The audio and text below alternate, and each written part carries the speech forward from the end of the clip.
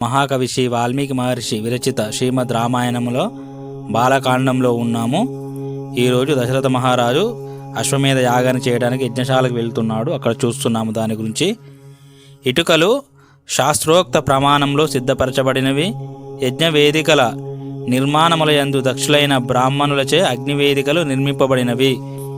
దశరథ మహారాజు ఆచరించుచున్న యజ్ఞమునందు యజ్ఞ నిర్వహణ దక్షులైన బ్రాహ్మణులు శాస్త్రోక్తముగా అగ్నివేదికను నిర్మించిరి. ఇది 2 రెక్కలను తోకను చాచి తూర్పు ముఖముగా క్రిందికి చూచుచున్న గరుత్మంతుని ఆకృతిలో ఉండెను.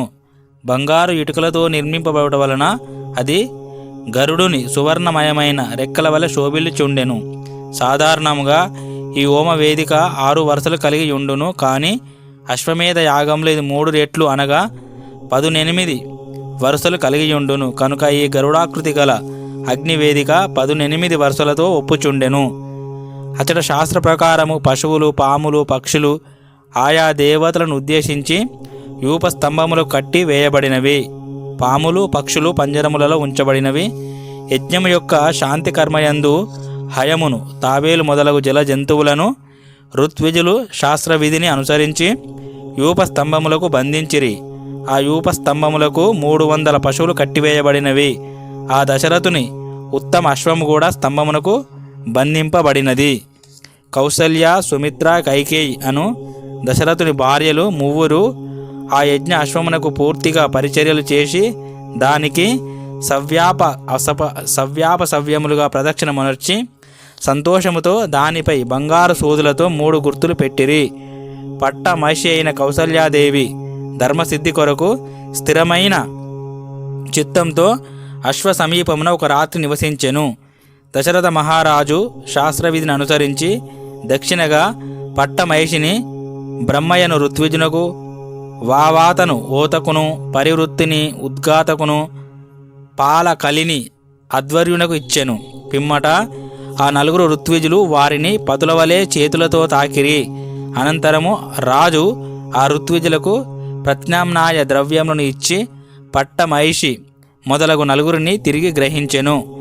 జితేంద్రియుడు, ప్రయోగ నిపుణుడు అయిన ఋత్విజుడు అశ్వకందమును, పెన్నీరుగడ్డను గైకొని శాస్త్ర ప్రకారము దానిని వండెను. దశరథుడు హోమ సమయమున శాస్త్రోచితముగా తన పాపములను తొలగించుకునుటకై దాని యొక్క పొగను వాసన చూచెను. బ్రాహ్మణోత్తములైన 16 మంది ఋత్విజులు ఆ అశ్వమేధ యాగమునకు సమకూర్చబడిన హవ్య ద్రవ్యములను, మంత్రములను పఠించుచు అగ్నిలో వ్రేల్చిరి. అశ్వమేధేతర యజ్ఞములయందు అవిస్సును జువ్వి చెట్ల శాఖలయందు శుద్ధి చేయుదురు. కానీ అశ్వమేధ యజ్ఞము యొక్క అవిస్సులను ప్రబ్బలి చెట్లయందుంచి సంస్కరించెదరు. వేద భాగములైన బ్రాహ్మణములలోని కల్పసూత్రములను అనుసరించి అశ్వమేధ యజ్ఞము 3 దినములలో నిర్వర్తింపవలసి ఉన్నది. మొదటి దినమున చేయబడు కార్యక్రమము చతుష్టోమము అనబడును. 2వ దినమున చేయబడు యజ్ఞ కార్యమును ఉక్త్యము అనియు, 3వ దినమున ఆచరింపబడు హోమ కలాపమును అతిరాత్రము అనియు పేర్కొనిరి.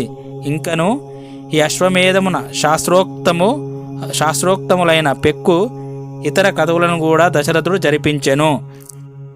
శాస్త్రోక్తముగా దశరథుడు జ్యోతిష్టోమము, ఆయురారోగ్యము, అతిరాత్రములు 2, అభిజిత్తు, విశ్వజిత్తు, ఆప్తోర్యామము అను 6 విధములకు క్రతువులను ఆచరించెను.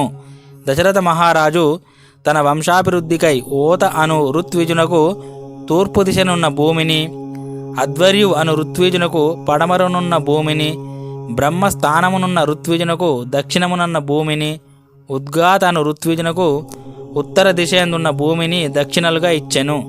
అశ్వమేధ యజ్ఞమునకు సంబంధించిన ఈ విధులను పూర్వము స్వయంభూ అయిన బ్రహ్మయే తెలిపియుండెను. దశరథ మహారాజు క్రతువు ముగిసిన పిమ్మట శాస్త్ర ప్రకారము క్రతు ఫలాభివృద్ధికై ఈ విధముగా ఋత్విజులకు భూదానములను వసంగెను.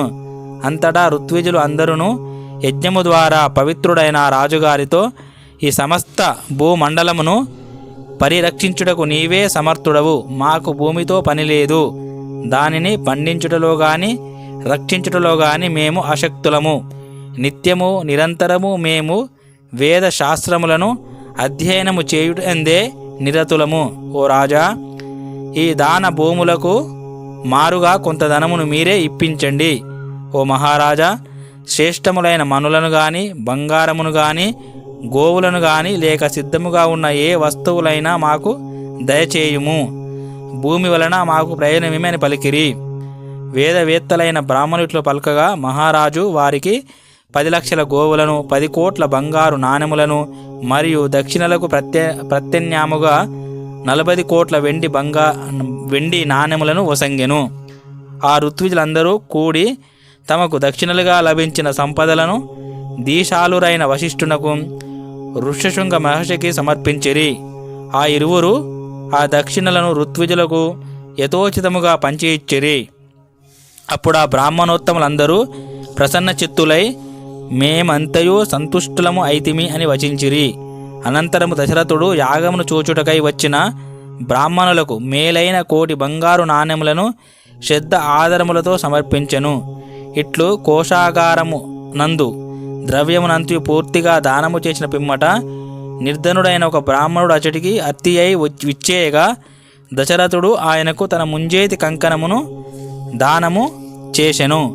సమృద్ధిగా దక్షిణలు లభింపగా బ్రాహ్మణులు మిక్కిలి సంతృప్తి చెందిరి.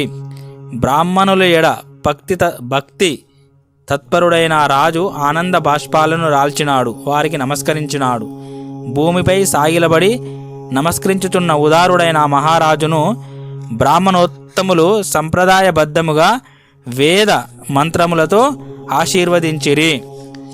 పుత్ర ప్రాప్తికి ప్రతిబంధకములైన పాపములను తొలగించినది, పుత్ర లాభము ద్వారా స్వర్గమును ప్రాప్తింపజేసేది, సామాన్యులైన రాజులు చేయుటకు అసాధ్యమైనది, ఉత్తమోత్తమైన అశ్వమేధ యజ్ఞమును ఆచరించి దశరథుడు మిక్కిలి సంతుష్టుడు ఆయను.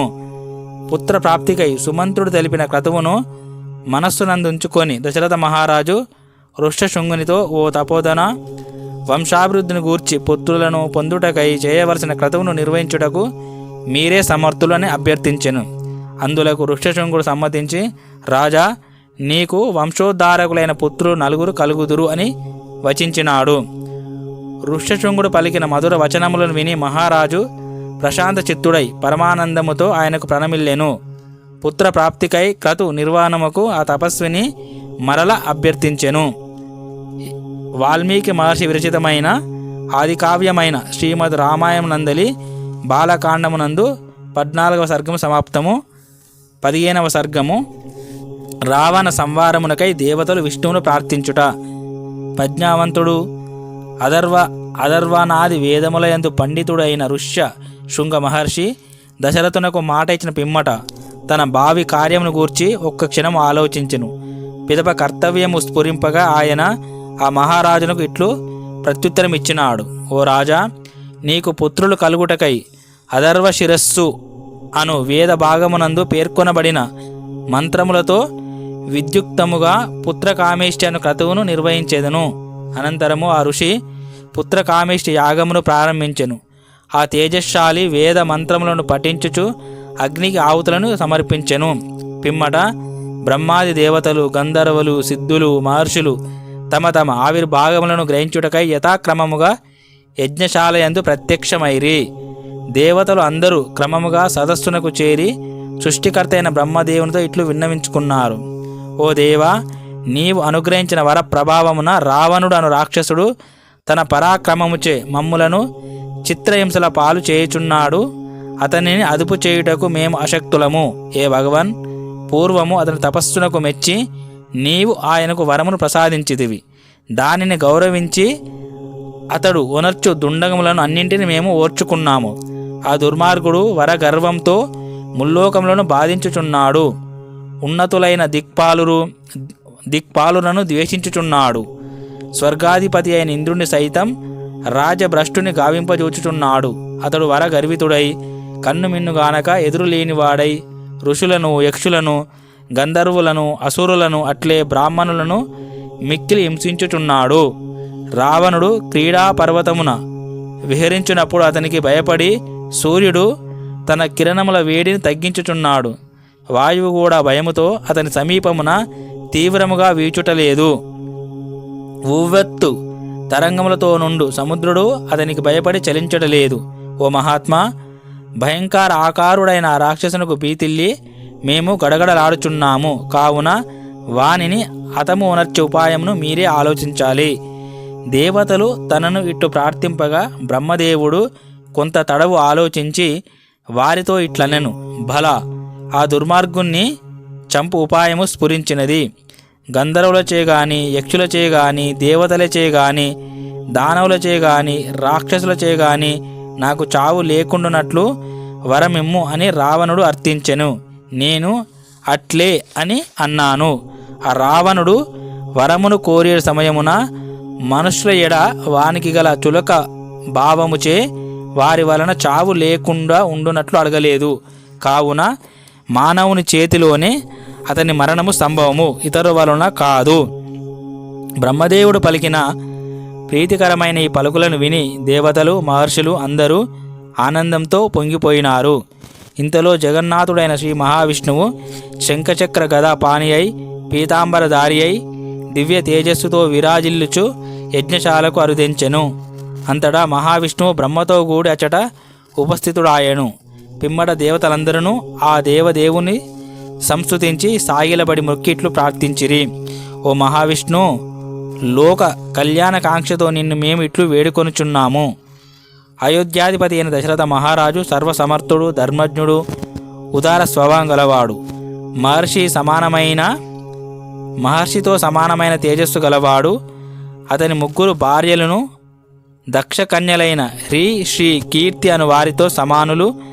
వారికి 4 రూపములలో పుత్రుడవు నీవే కావాలి. రావణుడు వరప్రభావమున లోక కంటకుడాయను. అతనిని దేవతలు ఎవ్వరూ చంపజాలరు. నీవు మానవునిగా అవతరించి యుద్ధమున అతనిని హతమార్చుము. రాక్షసుడైన ఆ మూర్ఖ రావణుడు పరాక్రమ గర్వంతో దేవతలను, గంధర్వులను, సిద్ధులను, మునీశ్వరులను యుక్త అయుక్త విచక్షణ లేకుండా మిక్కిలి బాధించుచున్నాడు. ఆ క్రూరుడు ఋషులను అట్లే నందవనమున వేరించుచున్న గంధర్వులను, అప్సరసలను హింసించుచున్నాడు. సిద్ధ గంధర్వ యక్షులను మేము మునులతో కూడి ఆ క్రూర రావుని సంవారము కొరకై ఇచ్చటికి వచ్చి మిమ్ము శరణు పొందుచున్నాము. ఓ శత్రు భయంకర, ఓ మహావిష్ణు, మా అందరికీ నీవే దిక్కు. కావున దేవతలకు శత్రువులైన రాక్షసులను వధించుటకై మానవుడవై అవతరించుటకు సంకల్పింపుము. బ్రహ్మాది దేవతలు ఇట్లు ప్రార్థింపగా సకలలోక ఆరాధ్యుడు దేవదేవుడైన శ్రీ మహావిష్ణువు తనను శరణుజొచ్చిన బ్రహ్మాది దేవతలందరితో ఇట్లు అన్నాడు, భయమును వీడండి, మీకు భద్రత చేకూరును. క్రూరుడు, దుర్మాత్ముడు, దేవర్షులను బాధించుచున్నవాడు అయిన రావణుణ్ణి, అతని పుత్రులను, పౌత్రులను, అమాత్యులను, బంధువులను, మిత్రులను, జ్ఞాతులను అందరినీ లోకహితార్థమై యుద్ధమున హతమార్చి తీరెదను. పిమ్మట 11,000 సంవత్సరముల కాలము ఈ మానవ లోకమును నివసించి ఈ భూమండలమును పరిపాలించెదను అని సకల ప్రాణులకు ఆధారమైన దేవదేవుడైన శ్రీ మహావిష్ణువు దేవతలకు వరమును అనుగ్రహించి మానవ లోకమున తాను అవతరింపదగు స్థానమును గూర్చి ఆలోచించెను. పిమ్మట ఆ రాజీవలోచనుడు తాను దశరథ మహారాజునకు 4 రూపములలో పుత్రులుగా జన్మించుటకు సంకల్పించెను. బ్రహ్మ, రుద్రాది దేవతలు, ఋషులు, గంధర్వులు, అప్సరసలు దివ్య స్తుతులతో ఆ శ్రీ మహావిష్ణువును స్తుతించిరి. ఆ రావణుడు సహజముగానే గర్వితుడు, వరప్రభావముచే కన్ను మిన్నుగానక ఉన్నవాడు, ధర్మ విరుద్ధముగా ప్రతాపమును చూపువాడు, దేవేంద్రునకు శత్రువు, లోకములను బాధించువాడు, సత్పురుషులను, మునులను హింసించువాడు, తాపసులకు భయంకరుడు. అట్టి దుష్టుణ్ణి సంవరింపుము. క్రూర రాక్షసుడైన రావణుణ్ణి, అతని బంధుమిత్రులను, సైన్యములను, పరివారములను తుదముట్టించి ఆర్తుల వెతలను బాపుము. పిదప ఓ దేవాది దేవ, మా బోటి వారికి అందరానిదియు రాగద్వేషములకు తావు లేనిదైన వైకుంఠమునకు చేరుము. వాల్మీకి మహర్షి విరచితమై ఆదికావ్యమైన శ్రీమద్ రామాయణమునందలి బాలకాండమునందు 15వ సర్గము సమాప్తము. ఓం శాంతి శాంతి శాంతి. హరి ఓం తత్సత్. శ్రీరామకృష్ణార్పణమస్తు.